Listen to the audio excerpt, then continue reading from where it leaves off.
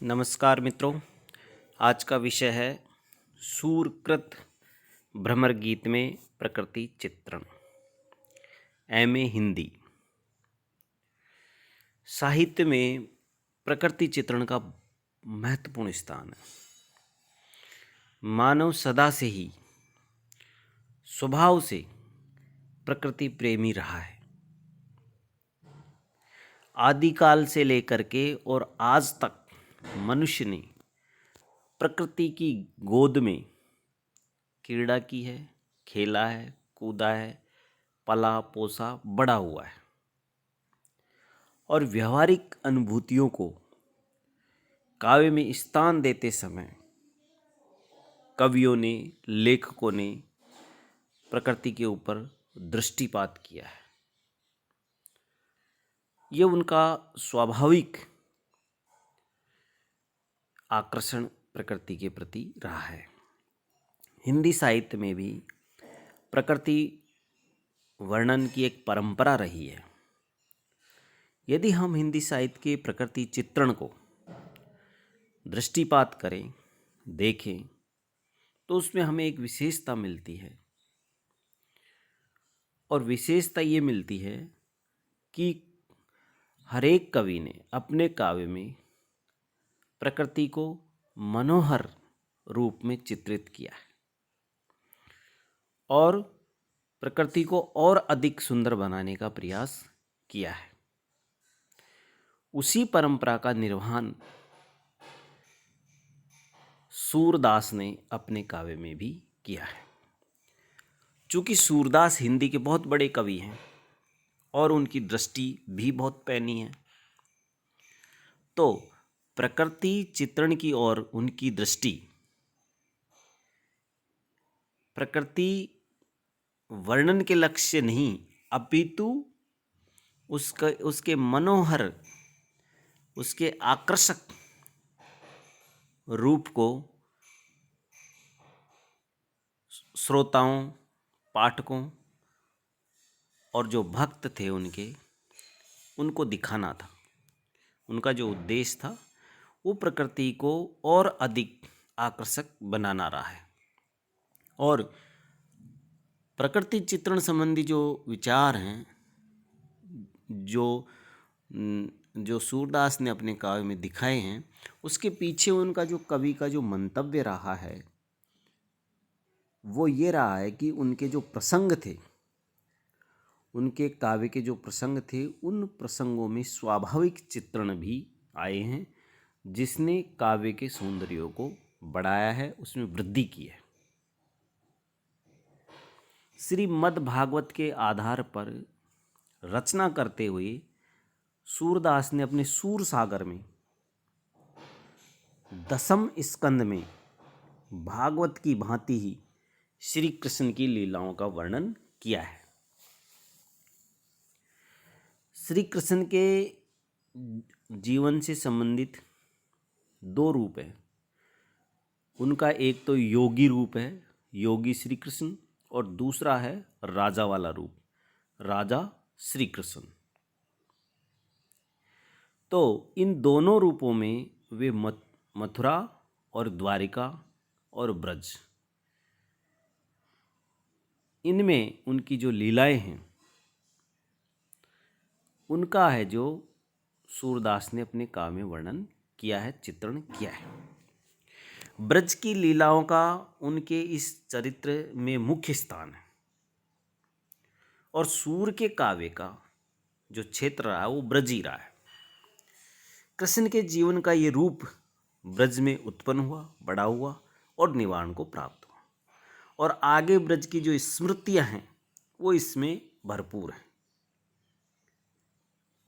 श्री कृष्ण के वर्णन में ब्रज का वर्णन सूर के सामने हर समय रहा। ब्रज एक तो ग्रामीण क्षेत्र था, गोकुल, वृंदावन आदि गांवों की जो भूमि है वो श्री कृष्ण की लीला स्थली भी रही थी।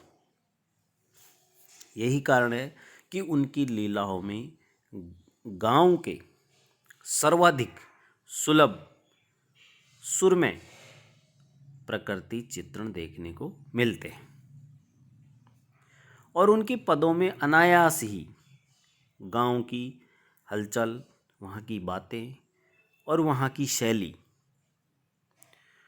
और वहाँ का गांव का वातावरण वह स्वतः ही चित्रित हुआ है। जो ये सारे चित्रण हैं ये प्रकृति चित्रण के अंतर्गत आते हैं। ग्वाल, गोपी, गाय, पक्षी, नदी, वन, पर्वत, लता, पुष्प, सूर्य, चंद्र, धूल, जल, सुगंध, उष्णता, शीतलता, बहुत सारी बातें सूर्य के काव्य में ऐसी देखने को मिलती हैं जो प्रकृति चित्रण के अंतर्गत आती हैं। सूरदास का प्रकृति चित्रण उनके काव्य के कलेवर को बहुत विस्तार देता है। हिंदी के जो विद्वान हैं प्राय सूरदास को ही हिंदी के प्रकृति चित्रण का पहला सफल कवि मानते हैं। हिंदी साहित्य में प्रकृति वर्णन की अनेक शैलियां प्रचलित हैं। सामान्यतः जो अधिक प्रचलन में है वो है आलंबन रूप, उद्दीपन रूप, मानवीकरण रूप, प्रतीकात्मक रूप और अलंकार विधान के रूप में, पृष्ठभूमि के रूप में, बिंब और प्रतिबिंब के रूप में, उपदेशिका के रूप में, दूती के रूप में, रहस्यात्मकता के रूप में और संवेदना के रूप में। ये जो प्रकृति के रूप हैं ये साहित्य में देखने को मिलते हैं। तो सूरदास के भ्रमरगीत की यदि हम बात करें तो इनमें से कुछ रूप सूरदास के भ्रमरगीत के प्रकृति चित्रण में देखने को मिलते हैं। सूर जैसे कवि ने किसी न किसी माध्यम से प्रकृति का सौंदर्य अपने काव्य में उपस्थित किया है, दिखाया है। जिन प्रकृति वर्णन और शैलियों को हम यदि उनके काव्य में देखें तो उसके आधार पर हमें जो लगता है तो उद्दीपन रूप में प्रकृति चित्रण को यदि हम देखें सूर के काव्य में तो उनका एक पद है, बिन गोपाल बैरिन भई कुंजे, तब ये लता लागती अति शीतल, अब भई विषम ज्वाल की पुंजे। बिन गोपाल बैरिन भई कुंजे, तब ये लता लागती अति शीतल, अब भई विषम ज्वाल की पुंजे। वृथा बहती जमुना खग बोलते, वृथा कमल फूल अली गुंजे। पवन पानी घनसार संजीवनी, दधि सुत किरण भानु भई भुंजे। ए ऊधो कहियो माधव सो, विरह कदन कर मारत लुंजे। सूरदास प्रभु को मग जोवती, अखिया भई बरन जो गुंजे। इस पद में स्पष्ट है सूरदास ने प्रकृति का चित्रण उद्दीपन रूप में किया है। ये जो प्रकृति के पदार्थ हैं ये गोपियों को सुख नहीं देते हैं बल्कि उनके विरह को बढ़ाते हैं, उनके विरह को उद्दीप्त करते हैं। अतः यहाँ प्रकृति का उद्दीप्त रूप स्पष्ट है। चूंकि प्रकृति का वर्णन मनोभावों को उद्दीप्त करने के लिए बहुत अधिक किया जाता है। संस्कृत ग्रंथों में भी ऐसे अनेक उदाहरण हैं जिनमें प्रकृति का उद्दीपन रूप हुआ है या देखने को मिलता है। तो ऐसा हिंदी में भी हुआ है। संयोग के समय जो वस्तुएं हमें अनुकूल और सुखद लगती हैं, वियोग के समय वे ही वस्तुएं प्रतिकूल और दुखद लगती है। ऐसा हिंदी साहित्य में देखने को मिलता है। कवियों ने संयोग के समय सुखद वातावरण की श्री वृद्धि की है। या यूं कहें कि उनके सुख को बढ़ाया है। और वियोग के समय वही प्रकृति दुख देने वाली होती है। दुखद अवस्था को एक तरह से उद्दीप्त करने के लिए कवियों ने प्रकृति का वर्णन किया है। जिस प्रकार संयोग में सुख के लिए तो वियोग में दुख के लिए, या दुख को व्यक्त करने के लिए प्रकृति का चित्रण कवियों ने किया है। तो इस दृष्टि से सूर का जो प्रकृति वर्णन है वो भी एक तरह से दुख को उद्दीप्त करने के लिए है और सुख को सुख देने के लिए, ये स्वाभाविक चित्रण। और फिर सूर का काव्य तो विरह गीत है। विरह व्यथित मानस की अनेक जो भाव भूमियाँ हैं उनको लेकर के, और सूर के जो ग्रंथ हैं उनमें एक तरह से उनको विस्तार दिया है, अभिव्यंजना दी है। गोपियाँ श्री कृष्ण के विरह में बहुत व्याकुल रहती हैं। जब श्री कृष्ण थे तब यही प्राकृतिक वस्तुएं बड़ी सुंदर और शीतल लगती थी। अब वियोग में वही वस्तुएं बुरी और जलाने वाली हो गई। जिस प्रकार से सूर का ये पद है, बिन गोपाल बैरिन भई कुंजे। तब संयोग अवस्था में ये लता लागती अति शीतल, वियोग अवस्था में अब भई विषम ज्वाल की पुंजे। तो आगे जो भी है ये वृथा बहती जमुना। तो इस प्रकार सूर ने उद्दीप्त रूप में प्रकृति का चित्रण अपने काव्य में किया है। सूरदास ने अपने काव्य में वर्षा ऋतु के आगमन से गोपियों के विरह का जो वर्णन है वो भी उद्दीप्त करने वाला बताया है। वर्षा काल में श्रावण के महीने में गोपियों का जो विरह है उसको प्रकृति के माध्यम से कवि ने बताया है। परम वियोगिनी गोविंद बिनु, कैसे बितेवे दिन सावन के। हरित भूमि भरे सलिल सरोवर मिटे, मग मोहन आवन के। पहिरे सुहाए सुबास सुहागिनी, झुंडत झूलन गावन के। गरजत घुमरी गमंड दामिनी, मदन धनुष धरी धावन के। दादुर मोर सोर सारंग पिक, सोहे निशा सूरमा घन के। सूरदास निसी कैसे निकटत, त्रिगुण किए सिर रावण के।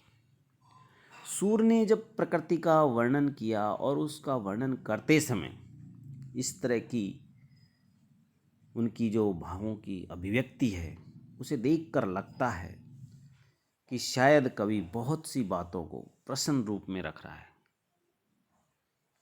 और वह व्यंजनाएं जो हैं वो विरह की ही हैं। गोपियों को भी वर्षा ऋतु में घन, बगुला, मोर, चातक, पिक आदि ये सब वेदना बढ़ाने वाले हैं। तो कृष्ण को भी इन चीज़ों से विरह होना चाहिए। ये सब कुछ कहने में जिन भावों की सूर ने अभिव्यक्ति की है अपने काव्य में, उनसे लगता है कि वो गोपियों के विरह को बढ़ाने वाले हैं या उनमें वृद्धि करने वाले हैं। एक और पद है उनका इसी तरह का, कींदो घन गरजत नहीं उन देशनी। कींदो घन गरजत नहीं उन देशनी, कींदो वही इंद्र हटिही, हर बरजो दादुर शेषनी। कींदो वही देश बकन मग छाड़्यो, घर बूढ़ती न प्रवेशनी। कींदो वही देश मोर चातक पिक बागिन भगे विशेषनी। कींदो वही देश बाल नहीं झूलती, गावत गीत सहेसनी। पथिक न चक्षत सूर्य के प्रभु, पे जासो कहो संदेशनी। सूरदास की गोपियों की विरह व्यथा का उद्दीपन वर्षा ऋतु में इस प्रकार हुआ है।